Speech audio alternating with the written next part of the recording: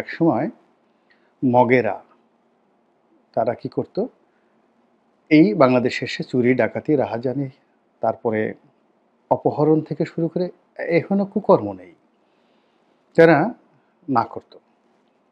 এবং তাদের এই কুকর্মগুলো এতটা ভীতিকর ছিল এবং এতটা সন্ত্রাসী কায়দায় ছিল যে তাদের নাম শোনার সঙ্গে সঙ্গে ছেলে বুড়ো সকলের মধ্যে এক ধরনের কম্পন শুরু হতো।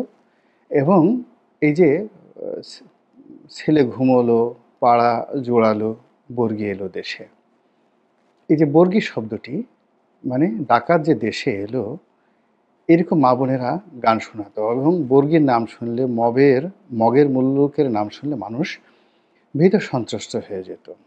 তো এই অত্যাচারের কোনো সীমা পরিসীমা ছিল না। কিন্তু সমস্যাটা হলো যে এখানে বলা হতো মগের মুল্লুক। মুল্লুক মানে স্থান। যখন একটি অরাজকতার সঙ্গে রাষ্ট্র জড়িত না থাকে এবং রাষ্ট্র শক্তি সচল থাকে এবং রাষ্ট্র সবসময় সেই অন্যায় এবং অত্যাচার বন্ধ করার জন্য যখন সচেষ্ট থাকে, তখন সেখানে মুল্লুক শব্দটি উচ্চারিত হয়। আর মুলুক যদি বলা হতো মবের মুলুক বা মগের মুলুক। মুলুক মানে পুরো রাষ্ট্র ব্যবস্থা, রাজা স্বয়ং অত্যাচার করেন, এই ইত্যাদি ইত্যাদি যে বিষয়গুলো রয়েছে, অর্থাৎ রাজা রাজকর্মচারী থেকে শুরু করে পুরো রাষ্ট্রীয় ব্যবস্থা যখন অন্যায় অত্যাচার জুলুমের সঙ্গে জড়িত থাকে, সেখানে মুল্ক শব্দটি ব্যবহৃত হয়। আরবি শব্দ মুল্ক, লিমানিল মুল্ক লিয়াউম, কোরআনের শব্দ। তো এখানে মুল্ক শব্দটি ব্যবহৃত হয়, অর্থাৎ যেখানে রাজত্ব রয়েছে। আর মুল্লুক যখন বলা হয়, মুল্লুক মানে বিশাল জনগোষ্ঠী অধ্যুষিত একটি এলাকা, যে এলাকায় এরকম অরাজকতা বিরাজ করে এবং সেখানে কোনো রাজা থাকে না, বাদশা থাকে না, বিশৃঙ্খলতা মানে যেখানে কোনো রাজনীতি থাকে না, সেখানে বলা হয় মগের মুল্লুক। আর যদি বলা হয় মগের মুলুক, তাহলে রাজা থেকে একেবারে সবাই এখানে এই অরাজকতার সাথে জড়িত। তো অতীতের সেই মগের জমানা, যেটি সম্রাট আওরঙ্গজেবের নির্দেশে দমন করা হয়েছিল এই বাংলায়, এবং সেটাকে কেন্দ্র করে চট্টগ্রাম এই প্রথম মুঘলরা দখল করেন এবং মগদেরকে তাড়ানোর জন্য বিস্তীর্ণ উপকূল থেকে বরিশাল, বাকেরগঞ্জ, তারপর আজকের পটুয়াখালী, কুয়াকাটা, সন্দ্বীপ, হাতিয়া, কক্সবাজার, এই যে একটা টেরিটরি বা বেল্ট, এই বেল্টে মগ জলদস্যুদের সঙ্গে লড়াই করার জন্য এই প্রথমবারের মতো মুঘলরা তারা সম্রাট আওরঙ্গজেবের নির্দেশে একটি বিশাল নৌবাহিনী গঠন করেছিলেন। এবং সেই নৌবাহিনীর অ্যাডমিরাল জেনারেল ছিলেন বুজুর্গ উমেদ খান। আর বুজুর্গ উমেদ খান ছিলেন সম্রাট আওরঙ্গজেবের মামাতো ভাই। আর তার বাবা ছিলেন শায়েস্তা খান, বাংলার নবাব বা সুবেদার, আর শায়েস্তা খান ছিলেন আওরঙ্গজেবের মামা।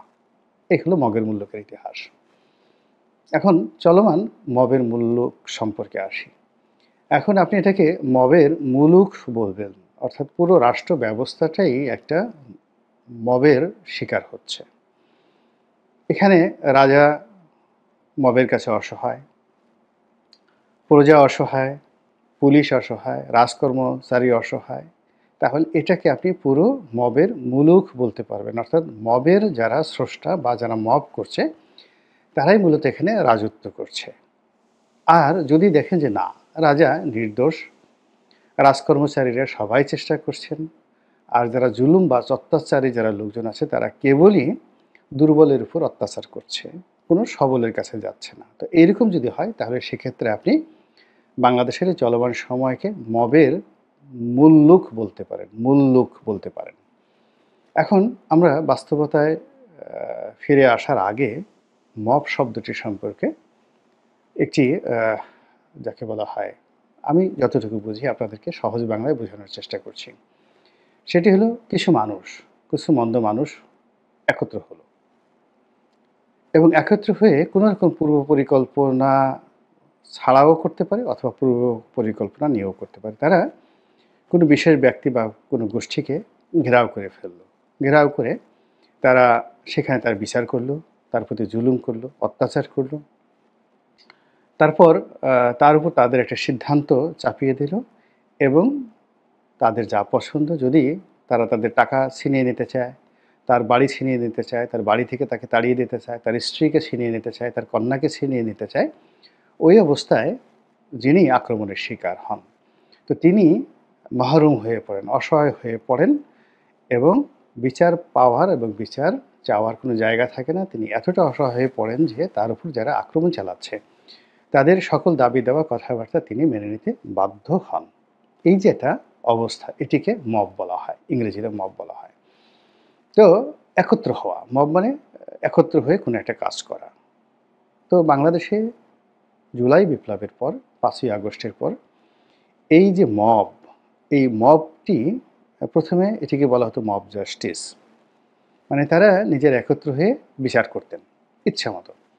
একজন টিচারকে বলা হলো যে আপনাকে পছন্দ হচ্ছে না, বা আপনাকে এই পদে থাকার দরকার নেই, বা প্রধান বিচারপতি, সুপ্রিম কোর্ট, মানে এটি কল্পনাই করা যায় না যে বাংলাদেশের chief justice of the Bangladesh, তাকে আক্রমণ করে, তাকে জিম্মি করে পদত্যাগ করতে বাধ্য করা হলো, বা আপিল বিভাগের বিচারপতিদের বাধ্য করা হলো, এমনকি রাষ্ট্রপতিকে বাধ্য করার জন্য তারা সেই রাষ্ট্রপতির বাসভবন ঘেরাও করলো।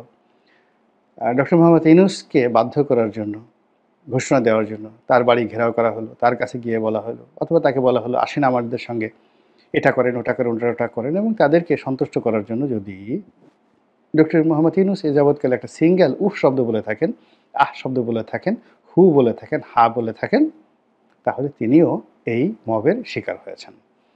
এখন এই যে বাংলাদেশের যে মব, এই মবটা তো থামানো যাচ্ছে না। আগে যেটা নির্দিষ্ট একটা গোষ্ঠীর বিরুদ্ধে অভিযোগ ছিল যে তারা এই মবগুলো করছে, এখন সেটি আর নির্দিষ্ট গোষ্ঠীর প্রতি নেই। অর্থাৎ সমন্বয়ক, ছাত্র বা বিপ্লবী যাদের কথাই আপনি বলুন না কেন, সে প্রথম ১৫-২০ দিন কেবল তারাই এই কাজটি করতেন। কিন্তু এখন পুরো বাংলাদেশ, টেকনাফ থেকে তেঁতুলিয়া পর্যন্ত এই মবটি জোর যার মুল্লুক তার। অর্থাৎ যে এলাকাতে যে শক্তিশালী, আমি কাউকে ছোট করার জন্য বলছি না, সেটি যদি সেখানে একটা ব্যাঙ হয়, একটা তেলাপোকা হয়, এটি কুকুর হয়, এটি বিড়াল হয়, কিংবা ধরুন এটি কাক হয়, একটা তিতির হয়, কিংবা একটা শুয়োর হয়, কিংবা একটা সজারু হয়, ডাজ নট ম্যাটার। যে এলাকাতে যার ক্ষমতা বেশি সেই সেখানে একটা রাজত্ব তৈরি করে ফেলছে। তার কথা মতো সেখানে ট্রাক চলছে, চাঁদা নেওয়া হচ্ছে, এবং কেউ যদি তার কথা না শুনে, অর্থাৎ কোনো ড্রাইভার যদি তার কথার অবাধ্য হয়ে চাঁদা না দেয়, মুহূর্তের মধ্যে লক্ষ লক্ষ মানুষকে সাক্ষী রেখে, অর্থাৎ ভিডিও করে ভীতি সঞ্চার করার জন্য যারা এই মব করছে, তারা সেই ট্রাকের গ্লাস ভেঙে ফেলছে, ড্রাইভারকে মারধর করছে, আর বলছে, চ্যালেঞ্জ দিচ্ছে, পারলে এটা কর। মবটি এমন পর্যায়ে চলে গেছে যে থানার ওসি সাহেবকে প্রাণে মেরে ফেলার হুমকি দেওয়া হচ্ছে, আর ওসি সাহেব সেই প্রাণের ভয়ে থানায় জিডি এন্ট্রি করছেন, আর পুলিশের পক্ষ থেকে যে এই ধরনের ঘোষণা দিয়েছে তাকে ধরিয়ে দেওয়ার জন্য পুরস্কার ঘোষণা করা হচ্ছে। যেখানে পুলিশ বন্দুক নিয়ে, রাইফেল নিয়ে, অত্যাধুনিক অস্ত্র নিয়ে ধরতে পারছে না, এবং যেখানে পুলিশ পালিয়ে বেড়াচ্ছে, সেখানে বাংলাদেশে যদি ১,০০০ কোটি টাকা দেয়া হয়, পুলিশ মাহরুম, অথচ ১,০০০ কোটি টাকার লোভে কোনো বীর পুরুষ কোনো সন্ত্রাসীকে ধরবে? আমার জানা মতে বাংলাদেশে এখন জীবিত অবস্থায় এরকম একজন আলেকজান্ডার, একজন জুলিয়াস সিজার, কিংবা একজন ডাকু মনসুর এই বাংলায় নেই। তো কাজেই যিনি পুলিশকে হুমকি দিয়েছেন তিনি মবের রাজা। তিনি মবের রাজা, তার সেই মুলুকে, তার যে এলাকা, সেই এলাকাতে তাহাকে যাকে বলা হয় চ্যালেঞ্জ দেওয়ার মতো কেউ নেই। এভাবে প্রতিটি উপজেলাতে, প্রতিটি থানাতে, প্রতিটি ইউনিয়নে, প্রতিটি পাড়া মহল্লায়, হাটে বাজারে, সব জায়গাতেই এরকম কিং অফ মব রাজাদের অভ্যুদয় ঘটেছে। এরা নিউ মার্কেটে শক্তিশালী, এরা মুরগির বাজারে শক্তিশালী, এরা এলিফ্যান্ট রোডে, ঢাকার এলিফ্যান্ট রোডে শক্তিশালী, আবার নীলক্ষেতের বইয়ের দোকানেও তারা হামলা করতে গিয়ে কাউকে পরোয়া করছে না। এরা এতটা শক্তিশালী যে এরা পুরো রাষ্ট্র ব্যবস্থাকে চ্যালেঞ্জ দিয়ে সারা বাংলাদেশে নৌ ডাকাতি করছে, সারা বাংলাদেশে নৌপথে জলদস্যুতা করছে, এবং তারা রাষ্ট্রকে চ্যালেঞ্জ জানিয়ে তারা বলার চেষ্টা করছে যে যদি পারেন তাহলে কিছু একটা করেন। এবং একজন ডাকাত বা একজন সন্ত্রাসী, নৌপথের একজন সন্ত্রাসী সে যখন বলে যে বাংলাদেশে এমন কোনো লঞ্চের মালিক নেই, জাহাজের মালিক নেই, যাকে তার আপনি করে বলতে হবে। তিনি সবাইকে তুই তুকারি করে বলতে পারেন। তিনি উপদেষ্টা যিনি এখন রয়েছেন মন্ত্রী পদমর্যাদায় ব্রিগেডিয়ার জেনারেল সাখাওয়াত। তিনি মনে করেন যে সাখাওয়াতের মতো লোকরে একটা টিপ দিতে তার ১ মিনিট দেরি লাগে না এবং এই সকল কথা এখন রীতিমতো সামাজিক যোগাযোগে ভাইরাল হয়ে পড়েছে।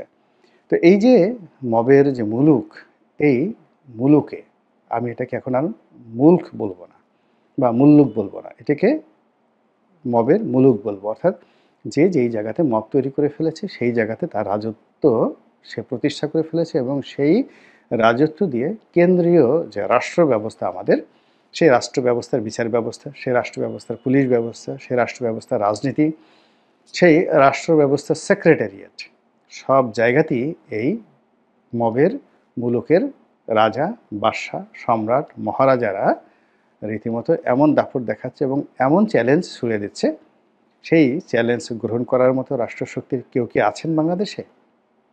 আগামীতেই এটি স্পষ্ট হবে। আল্লাহ আমাদের সবাইকে হেদায়েত দান করুন এবং হেফাজত করুন। আসসালামু আলাইকুম ওয়া রাহমাতুল্লাহি ওয়া বারাকাতুহু।